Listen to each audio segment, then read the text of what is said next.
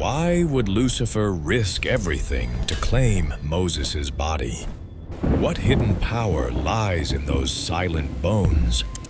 For centuries, this forgotten battle was buried in shadow, until now. What happened when Michael faced Lucifer will shock you and change how you see the spiritual world. Imagine that scene. Moses' death on Mount Nebo. It wasn't an ordinary vanishing, nor simply a final breath. Moses, the liberator, the prophet who spoke face to face with God, disappeared into a cloud of shadows and silence. The Bible tells us that God himself buried him in an unknown place, far from human eyes. But why that absolute silence? What secret was God hiding there in that remote land? And amid that silence, a question might arise. One you've never dared to ask, who dared to seek that sacred body. The allure of Moses' legacy, his mission, and his death did not only attract men. Something darker lurked in the shadows. But the story doesn't end in that hidden tomb, because in celestial and dark corners, something else is happening. Lucifer, the prince of darkness, didn't come merely to mourn his defeat. He came with a far more sinister purpose, to claim what, in his darkness, he knew radiated with a special light. And what exactly did Michael and Lucifer face that day? Was it just a struggle over mortal remains, or something far deeper and more mysterious? What secrets lie behind this celestial confrontation over Moses' body? An epic battle that might change your very perception of the spiritual world forever. But for now, we can only wonder, what was concealed in that divine clash?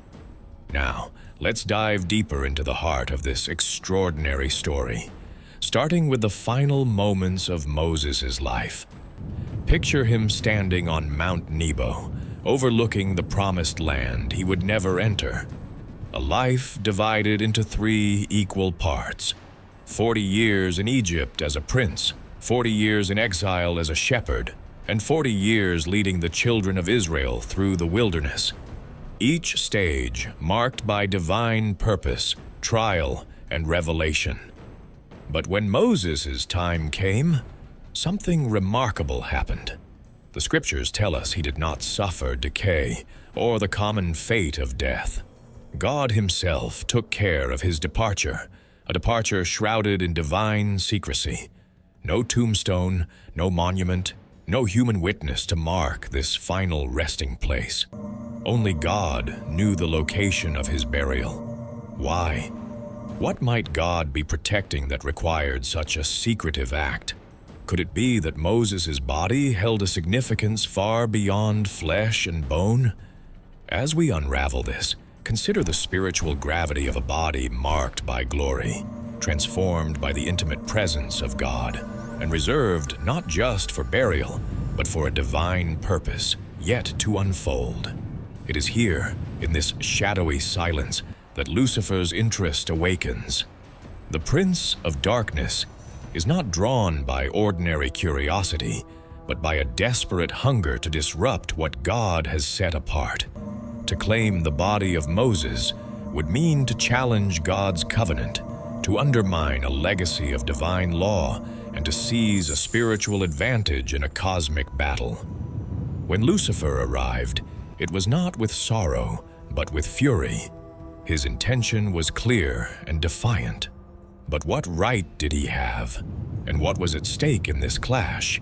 The answer lies not just in the physical, but in the supernatural realm, where authority, power, and divine order collide. Enter Michael the Archangel, not just a warrior, but the faithful defender of God's will during times of cosmic transition. Michael did not come to negotiate or debate. His words were a single resounding command. "The Lord rebuke you." a phrase carrying the weight of divine authority that shattered all accusations Lucifer might raise. The scene paints a portrait of spiritual warfare, unlike any other, where a celestial being confronts the adversary over the sanctity of a servant's legacy. But why would God send such a powerful protector for what seems to be only a body? What does this reveal about the spiritual significance of Moses, and by extension, every one of us? Think for a moment about the prophetic role Moses plays beyond his death. His presence at the transfiguration of Jesus hints at a resurrection of mission, a continuation of divine revelation. His body, untouched by corruption, symbolized a bridge between the Old Covenant and the New. Could Lucifer's attempt to claim Moses' body be a bid to destroy that bridge? To sever the link between God's promises and their fulfillment? And if Michael's defense was successful, what does that teach us about God's protection over our own lives, even beyond the grave? This battle over Moses is more than a forgotten anecdote. It is a vivid reminder that the spiritual realm is fiercely active and that our lives, our legacies, and even our very bodies hold eternal significance beyond what the eye can see.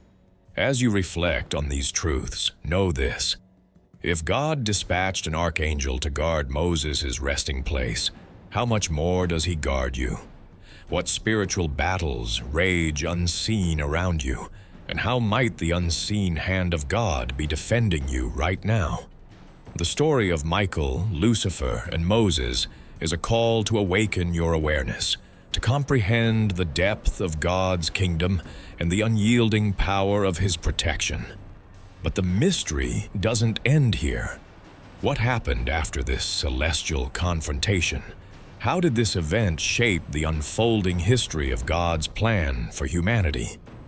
Stay with me, because we're about to explore why this cosmic battle matters, not just for Moses, but for all who believe, who hope, and who walk in the light of God's eternal promises. Lucifer's arrival was no accident. It was a deliberate and furious act. The Prince of Darkness came not to mourn Moses, but to seize what he believed could shift the balance of power. But why would a fallen angel desire the body of a man long dead? What cosmic advantage did Moses' remains hold, hidden beneath the earth? This was not a battle over bones, but over spiritual authority. Moses represented the law, the covenant, and the glory of God's presence. To claim his body was to challenge the foundation of God's promises. Lucifer sought to sabotage the legacy of a prophet whose life bridged the heavens and the earth. But the scene wasn't just about possession, it was about dominion. In the spiritual realm, control over a servant's body meant access to their power, their influence, and their future role in divine prophecy. As Lucifer stood ready to claim victory, the heavens shook with tension, but the story was far from over. Why did this clash escalate to a confrontation so fierce that only the highest angelic authority could intervene? What was truly at stake in this epic struggle of light versus darkness? As Lucifer stepped forward, claiming the body of Moses, the heavens responded with a force far greater than darkness itself. Michael, the archangel, descended with a presence that commanded silence and awe. Not a word of debate, only one firm declaration: "The Lord rebuke you." This was no ordinary rebuke. It was the ultimate verdict from the throne of heaven, a divine command that shattered every accusation Lucifer raised. Michael didn't argue. He executed God's will with unwavering authority, defending the sacred legacy entrusted to Moses. What makes Michael's role so extraordinary is that he acts not on his own, but by divine mandate. His intervention is a sign of a cosmic battle being fought, a spiritual war between order and chaos, heaven and hell. But why would God appoint such a powerful messenger to defend a prophet's body? Because in this moment, the struggle was not simply physical. It was about preserving God's covenant, His law, and the future hope found in Moses' uncorrupted legacy. In this confrontation, we glimpse a divine truth. God defends what is precious to Him, even when it seems hidden or forgotten by the world. And if God fought for Moses' body, how much more does He fight for each of us in our unseen battles?